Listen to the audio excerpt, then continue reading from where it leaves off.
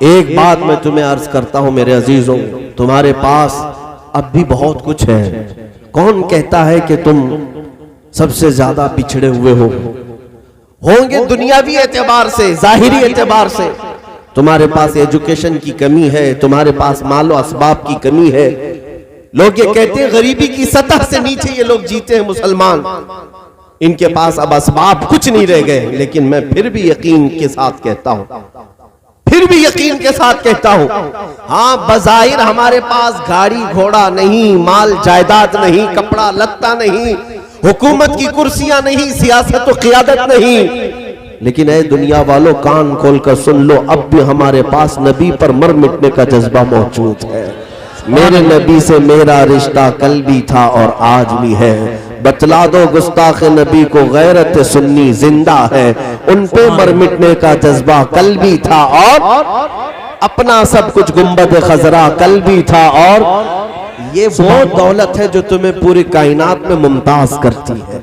ये वो दौलत है जो तुम्हें सब कुछ लुट जाने के बाद भी ताकत फराहम करती है, तुम्हारे अंदर हौसला पैदा करती है। तुम्हें मालूम नहीं, तुम आसपास मत देखना कि कौन खड़ा है तुम्हारे साथ। इतनी बात याद रखना, कोई आए ना आए, मोहम्मदुर रसूलुल्लाह मेरे साथ है और उनका खुदा मेरे साथ है। इससे बढ़कर के तुम्हारे पास तवक्कुल की और क्या दौलत होनी चाहिए। जब रसूल पाक की मोहब्बत में तुम फिदा हो तो इस बात का यकीन भी रखो कि दुनिया सब छोड़ दे मगर रसूल हमें नहीं छोड़ेंगे। हुजूर पाक सल्लल्लाहु तआला अलैहि वसल्लम तुम्हें तन्हा नहीं छोड़ेंगे। ये और बात है कि इश्क और मोहब्बत में इम्तिहानात होते हैं, अगर कभी इम्तिहानात से गुजारा जाए तो डरना मत, इस इम्तिहान की कामयाबी पर मेरे आका तुम्हारे इंतजार में खड़े। क्योंकि अगर कोई ये सवाल करे कि फिर इमाम हुसैन को करबला में क्यों छोड़ दिया था, इमाम मुस्लिम को कूफा में क्यों छोड़ दिया था, मेरे अजीजों वो रसूलुल्लाह के घराने का इम्तिहान था। ऐसा नहीं कि तन्हा छोड़ दिया, ऐसा नहीं कि सैयदी इमाम हुसैन को करबला में यूं ही छोड़ दिया गया। मैं आपको बताता हूं, रिवायतें ये भी बताती है, एक हजरत इमाम मुस्लिम है, वो कहते मैंने ख्वाब में देखा 10वीं मुहर्रम से एक दिन पहले, मैं इस मौजू पर कह रहा हूं कि हमको तन्हा हमारे आका नहीं छोड़ते। 10वीं मुहर्रम से एक दिन पहले हजरत इमाम मुस्लिम है, वो कहते मैंने ख्वाब में देखा एक बूढ़ी औरत, एक खातून है, पूरे हिजाब में है और झाड़ू लेकर मैदान झाड़ रही है। ये बुजुर्ग इमाम मुस्लिम कहते हैं मैं करीब गया, कहा अम्मा जान ये क्यों झाड़ रही हो, तो वो मुकम्मल हिजाब में थी, अपनी झाड़ू को उठाती और कहती हैं ऐ शख्स तुझे मालूम है मैं कौन हूं। कहते हैं मैं नहीं पहचानता। वो कहती है मैं रसूलुल्लाह की लख्ते जिगर फातिमतुज़ ज़हरा। वाह सुभान, फातिमतुज़ ज़हरा ये मैदान क्यों झाड़ रही है, 9 मुहर्रम गुजर चुकी है। वो फरमाती है कि कल मेरा बेटा यहाँ शहीद होकर गिरेगा, मैं कंकरियां साफ कर रही हूं कि उसके बदन को चुभने ना पाए। एक तो जालिमों की तरफ से दी जाने वाली अज़ियतें थी, लेकिन हुसैन आजम के साथ उनकी माँ भी है, उनके बाप भी हैं, उनके नाना भी हैं। ये इस बात के लिए मैं तुम्हारे सामने रख रहा हूं कि दुनिया अगर तुम्हारी गर्दन पर तलवार रखती है तो ये दुनिया को दिखता है, लेकिन जिस वक्त हमारी शहादत होगी मेरे आका हमारे सामने मौजूद है। हुजूर अकरम सल्लल्लाहु तआला अलैहि वसल्लम तन्हा नहीं छोड़ते। अजीज़ान गिराम वक़ार, इस बात के साथ जिया करो, डर करके नहीं, खौफ में नहीं। इमाम अहमद बिन हम्बल का नाम सुना है, 4 इमामों में से एक इमाम है। इनको कोड़े मार रहा था जल्लाद, इनको कोड़े मारे जा रहे थे। वक्त का जालिम खलीफा इन्हें गिरफ्तार करके एक फतवे की वजह से, हक बोलने की वजह से कोड़े मार रहा था, और दोनों हाथ जंजीरों में बंधे होते थे, पीठ नंगी, तहबंद पहने हुए हैं। कोड़े मारते गए तो तहबंद लुंगी खुलने लग गई। इमाम अहमद बिन हम्बल को जो कोड़े पड़ रहे थे, वो कोड़ा अगर हम में से एक को पड़ जाए तो चमड़ी निकल जाएगी, इतने सख्त किस्म के वो कोड़े होते थे। वो कोड़े खा रहे थे लेकिन रो नहीं रहे थे, लेकिन जब लुंगी तहबंद खुलने लगी तो आपके आंसू आ गए, रोने लगे। कहा क्या मैं आज बेसतर हो जाऊंगा, क्या मेरी लुंगी खुल जाएगी, क्योंकि दोनों हाथ जंजीरों से बंधे हैं। आपकी आंखों से आंसू आए, अचानक एक अजीब सा माजरा देखने को मिला। गैब से 2 हाथ पीछे से आए और अहमद बिन हंबल की लुंगी को मजबूती से बांध दिया, तहबंद को बांध दिया। और फिर जब किसी 2 हाथों ने बांध दिया तो जो रो रहे थे वो मुस्कुरा पड़े। इमाम अहमद बिन हंबल हंसने लग गए और जल्लाद से कहा, तू अपना काम जारी रख। जो कोड़े मार रहा था वो अचानक रुक गया और पूछा कि अभी तो तुम्हारी तहबंद खुल रही थी और तुम रो रहे थे, अभी ये क्या बात है कि तुम्हारी तहबंद भी सही है और तुम हंस रहे हो? इमाम अहमद बिन हंबल ने कहा मुस्कुराकर, तुम अपना काम जारी रखो, जिसके लिए कोड़े खा रहा था वो आ गए। वाह वाह वाह, ये बात याद रखे मेरे अजीजों, मुस्तफा करीम की मोहब्बत में अगर थोड़ी मशक्कत भी उठाओगे तो मेरे आका तन्हा नहीं छोड़ेंगे, तुम्हारी इज्जतों में इजाफा होगा। सैयदना बिलाल हबशी को देखा, तारीख सुनी होगी, जिंदाबाद। मक्का के जालिमों ने उनके पैरों में रस्सी बांधकर पूरे मक्का की गलियों में खींचा है। उनकी नंगी पीठ पर अंगारे रखे जाते थे, कोयले, और उनकी पीठ की चर्बी गल जाती थी, अंगारे बुझते तो फिर दहकाए जाते थे। उनके सीने पर गरम सिल रखी जाती, रेत पर सुलाया जाता। क्या क्या नहीं किया गया बिलाल हबशी को। वही धर्म परिवर्तन करवाना था, वही मॉब लिंचिंग जो आज के कुत्ते कर रहे हैं, ये मक्का के जालिम भी किया करते थे। अबू जहल के जितने पट्टू थे ये मॉब लिंचिंग में बड़े मशहूर थे। आज के अबू जहल के भी पट्टू बहुत मॉब लिंचिंग को समझते हैं कि हमारी कामयाबी है। इंतजार करो, एक बिलाल हबशी को अगर बच्चों ने हमारे पढ़ लिया तो हर जगह से अल्लाह अकबर की आवाज आएगी इंशाअल्लाहुल अज़ीज़। जब बिलाल हबशी रज़ी अल्लाह तआला अन्हु यहां से आजाद होकर मदीने पहुंचे तो फिर हालात क्या थे? 6 साल के बाद मक्का में तो मारे जाते, पीटे जाते, आग में सुलाए जाते, लेकिन हजरत अबू बकर सिद्दीक ने हजरत बिलाल को पैसे देकर खरीद कर आजाद किया, मेरे नबी की गुलामी में रख दिया। 6 साल के बाद जब मेरे आका मदीने से मक्का तशरीफ लाए, ये फतेह मक्का का दिन था, मक्का फतह हो चुका था और हुजूर पाक हरम शरीफ में नमाज पढ़ाने के लिए आए तो हरम में जो सबसे पहली अजान देनी थी 10,000 सहाबा थे। मेरे आका ने किसी को नहीं पुकारा, बिलाल हबशी को पुकारा। कहा ऐनल बिलाल, बिलाल कहाँ है? अरे वहां सिद्दीक अकबर भी हैं, फारूक आजम भी हैं, उस्मान गनी भी हैं, हैदर कर्रार भी हैं, अजिल्ला सहाबा हैं। मेरे आका ने बिलाल हबशी को बुलाया, कहा आओ इधर, मक्का फतह हो चुका है, मेरे आका नमाज पढ़ाने के लिए जाने वाले हैं। लेकिन अजान देने के लिए हजरत बिलाल को कहा पुकार अजान, लेकिन कहां से? तारीख बताती है कि बिलाल से कहा गया काबे की छत पर चढ़ जाओ, सुभान, काबे की छत पर चढ़ जाओ। जब हजरत बिलाल हबशी काबे की छत पर चढ़ करके अजान देने लगे, मेरे अजीजों इसमें हिकमत क्या थी?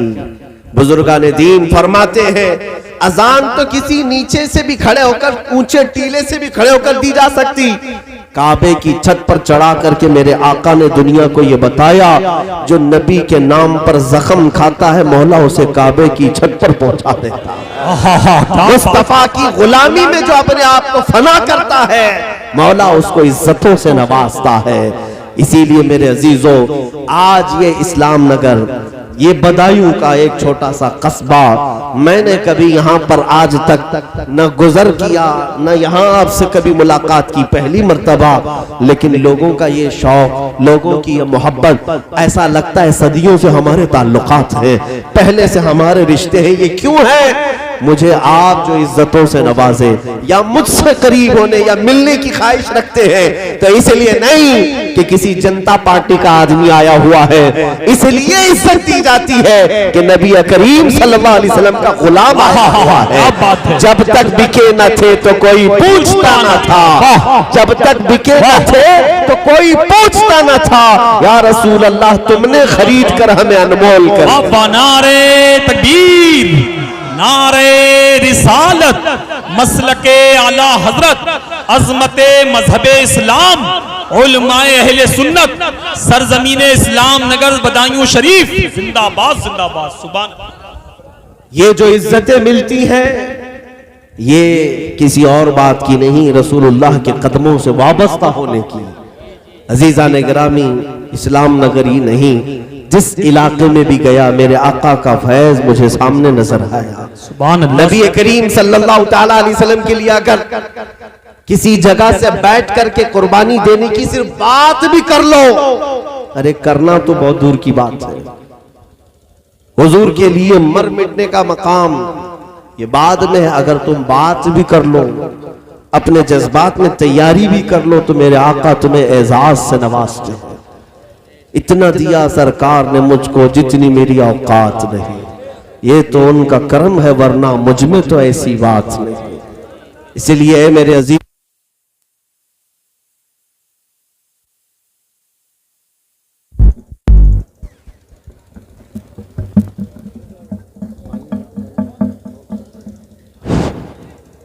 दुरूद पाक पढ़े।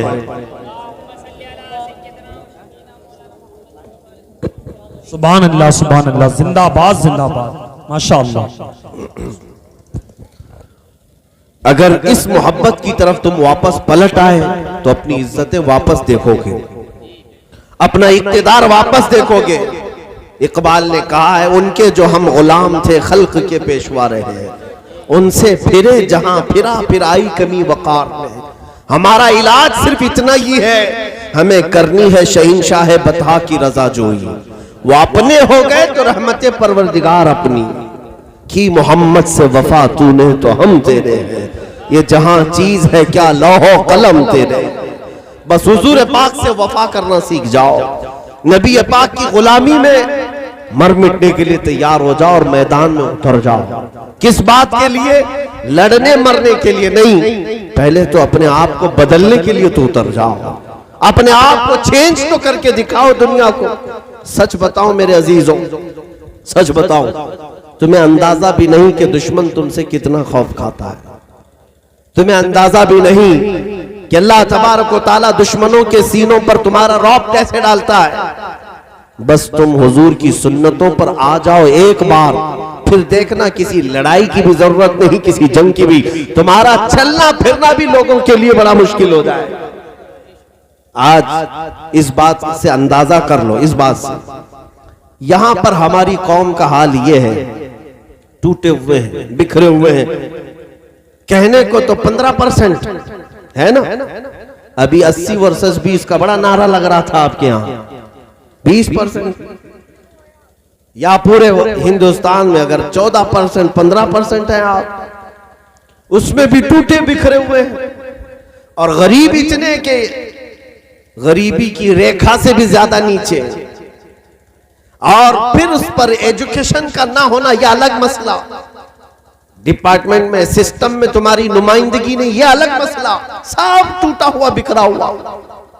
और वो कौम जो तुम्हारा नाम लेकर के दूसरों को डरा रही है, उनके पास ताकत भी है, सियासी पार्टी भी है, बड़े बड़े डिपार्टमेंट ओहदे उनके पास, पुलिस फौज न जाने क्या क्या चीजें, हथियार बम बारूद सब। उसके बावजूद मैं ये पूछता हूं कि इस 20% कौम से दूसरे लोगों को क्यों डराते, क्यों डराते? जिनके पास कुछ नहीं है, गरीब है, सब टूटे बिखरे हुए हैं, फिर भी अगर सारी ये दज्जाली मीडिया मिलकर के मुसलमान मुसलमान मुसलमान करती है, तो मुझे कभी कभार ये एहसास होता है कुछ बात तो है, कुछ बात तो है। हाँ, मैं अब इसके आगे नहीं बताता। तुम्हारी बेचैनी यूं ही तो नहीं है। अरे 24 घंटे चैनल में सिर्फ हम ही हैं, 24 घंटे चैनल में सिर्फ अजान ही है। हिंदुस्तान में अजान के अलावा कुछ नहीं होता। पहले तो न्यूज में आता था फलां जगह गाड़ी पलट गई, फलां जगह किसी ने खुदकुशी कर लिया, कहीं घर को आग लग गई, कोई नदी में कूद गया। अब तो हिंदुस्तान में न गाड़ी पलटती है, न कोई खुदकुशी करता है, न कहीं आग लगती है, बल्कि पूरे हिंदुस्तान में अभी खाली अजान होती है। न्यूज के एतबार से तो यही हो रहा है।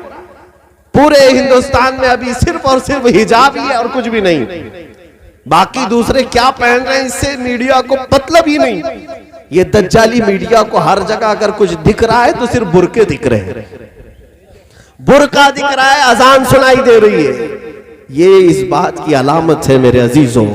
मैं आपको बताऊं, लोमड़ी को अक्सर शेर की आवाज आती है। क्या बात है, वाह। शेर होता नहीं, शेर जंगल में ना भी हो जिंदाबाद। तो लोमड़ी को सोते सोते भी शेर की आवाज आने लगती है और बार बार अपनी बिरादरी में गुस्सा करती रहती है। ये शेर हर वक्त हारता क्यों है, जबकि पता है कहीं शेर है ही नहीं जंगल में, लेकिन लोमड़ी को लगता है ऐसा है, सुबह भी, दोपहर में भी, शाम में भी, कि ये बार बार शेर पुकार रहा है। कुछ खौफ तो है। इसी को इकबाल ने कहा था, कुछ बात तो है कि मिटती नहीं हस्ती हमारी, कुछ बात तो है कि मिटती नहीं हस्ती हमारी, सदियों रहा है दुश्मन दौरे जमा हमारा, बातिल से डरने वाले है आसमां नहीं है हम, 100 बार कर चुका है तू इम्तिहान हमारा, तौहीद की अमानत सीनों में है हमारे, तौहीद की अमानत सीनों में है हमारे, आसान नहीं मिटाना नामो निशान हमारा, यूनान और मिस्र रोमा सब मिट गए जहां से, यूनान और मिस्र रोमा सब मिट गए जहां से, बाकी मगर है अब तक नामो निशान हमारा।